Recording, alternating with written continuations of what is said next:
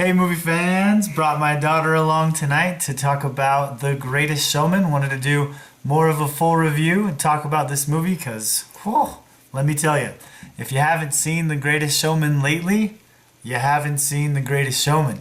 This movie has so much to offer. It's so fun, so exciting. Watching it on the big screen with the big speakers pulling you in with that great music, you really just get drawn into the spectacle of it all. My daughter here, how many times have you seen it? 6 times. 6 times? What? 6 times? And do you still want to see it more? Yeah, it will never be enough. That's awesome. No matter how many times you see it, it'll still never be enough. Oh, that's wonderful. Thanks, Viana. What do you love about it? I love how the music just makes you think more about life, and besides that, the music is really catchy, and I love the moral of the story and the way that the cast plays their characters. They do a great job of it. It's pretty phenomenal, isn't it? Now, how many times do you think we've listened to the soundtrack? At least 500 a day. 500 a day. Like she said, it's really catchy, and we're listening to it as we're driving, wherever we're going. You got to sing along. And I got to tell you guys, I sound just like Hugh Jackman in the car. Kind of. All right, maybe not just like Hugh Jackman. Of Hugh Jackman. But yeah, well, thanks, Viana. Thanks for joining us. She's seen it 6 times. That is a record right there. I got to tell you, my movie record I set when I was 12 years old, and that was with The Lion King. So, that's pretty cool. But The Greatest Showman, I've seen it 4 times. There's a couple movies that I've seen 4 times.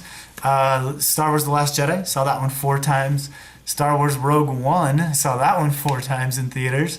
And the movie Up, I also saw 4 times in theaters. So I've had a little bit of experience watching a movie 4 times in theaters. And to be honest, sometimes on the 4th go, it's a little tough. So when we went as a family and I'd already seen it 3 times, I wasn't sure. I wasn't like super pumped about going to see it a 4th time, but I mean, I still wanted to, but as it started, the opening scene was just so great, so powerful and exciting. But then it started, doing a little backstory and things, and there I just kind of felt like, okay, it's, my 4th movie watch of this movie. But then the song Come Alive happened when he starts the circus and it starts happening and he starts putting on the show, and he's got all the parts in place, and they're doing it and they're singing and they're going, and his daughters are there watching with P.T. Barnum's wife, and they're dancing along to it, and oh man, it just gets me.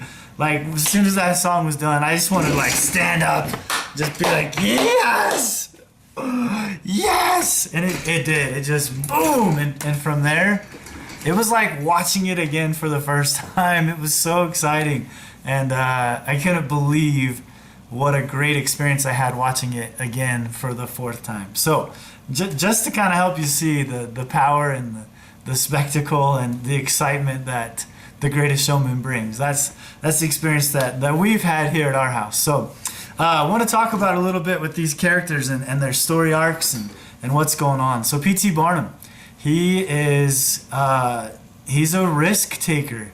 He's a dreamer, and he wants to fulfill his dreams. To do that, he knows he has to take risks, and he does. And some people might call it crazy, but that doesn't bother him. He still is able to go for it. And it's so cool seeing his family engaged and involved in that. Like, so thrilled at his success during that song Come Alive. The daughters are dancing. Well, because they've been invested. They were, nailing flyers into the wall. They were passing them out to people. And they've just been engaged in it with him this whole time. And his wife is so incredibly supportive. She sings, however big, however small, let me be part of it all. You might be right, you may be wrong, but just say that you'll bring me along. And she just wants to be there with him and wants to be a part of it with him.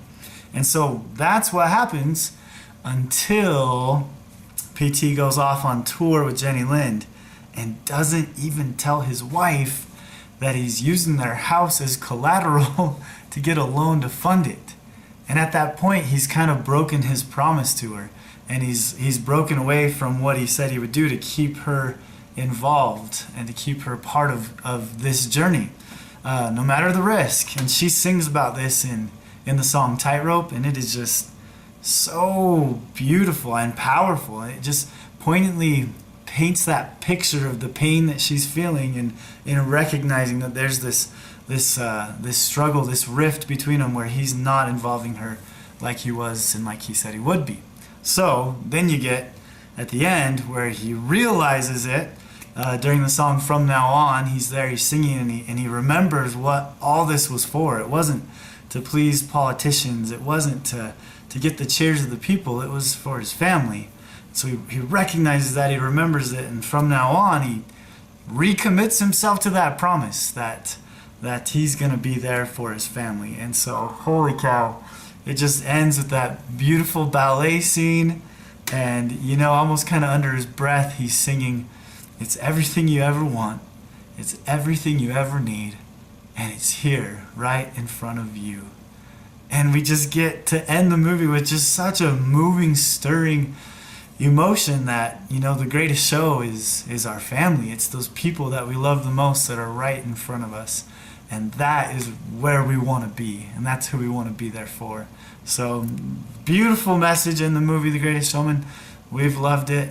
Love that it kind of leaves you there with it, so you're thinking it, you're singing it inside your own head, what the real greatest show is truly all about. So that's awesome. In the middle of that arc and the storyline of P.T. Barnum and his wife Charity, you get Jenny Lind, who comes in. Now P.T., it seems his only interest is the business and chasing those cheers. But Jenny Lind, she's kind of an interesting story because she has never felt accepted. She tells him that she was born out of wedlock and had kind of never been accepted because of that.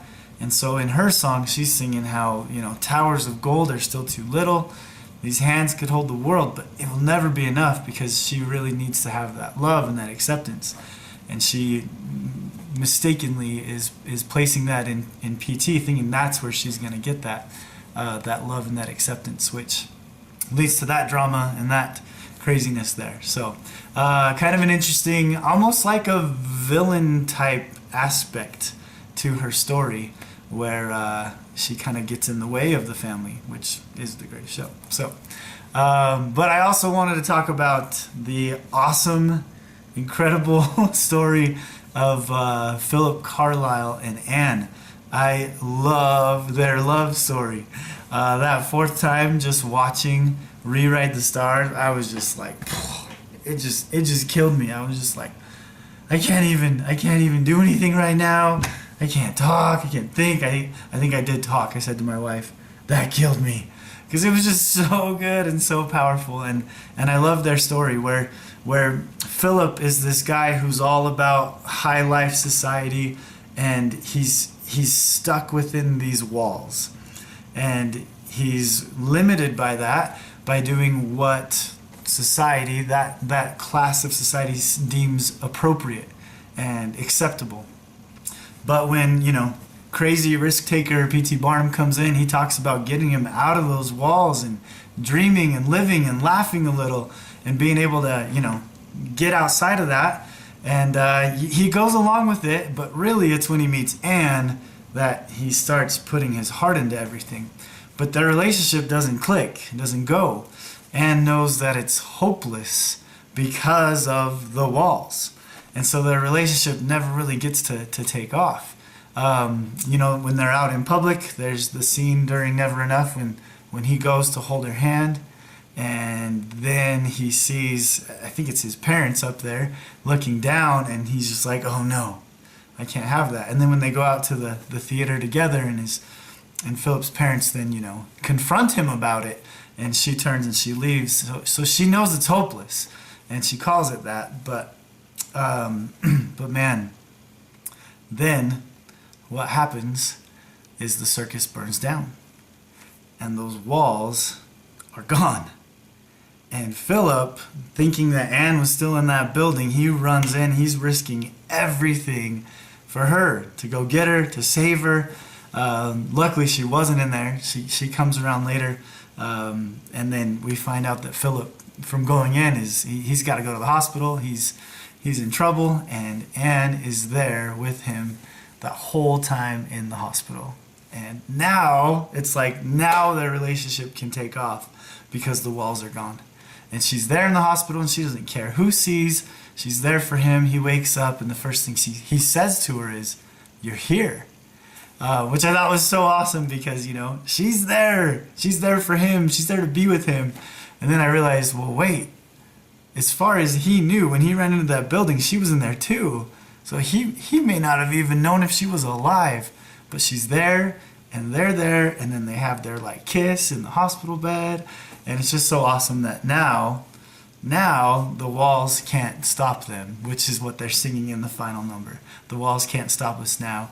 The impossible is coming true. And oh, it's just so awesome. Such a great story and so many cool things. I hope you'll go see it again. If you haven't seen it yet, I hope this encourages you to want to go see it and to get into these characters and to learn their stories and to feel inspired. To really place your priorities in your life on those that are the most important. I love when Charity tells him you don't have to be loved by everybody, but there's these, you know, this core group of people that you have that love you, and that's what matters most. So those are just some of my thoughts, guys. Hope you liked it. Hope you're looking forward to seeing This Is Me win the Oscar, because it's going to, for Best Song. It won the Golden Globes, gonna win the Oscar, just saying it. And there's just so many great things in it. And yeah, I saw it twice. I saw it 4 times. And yeah,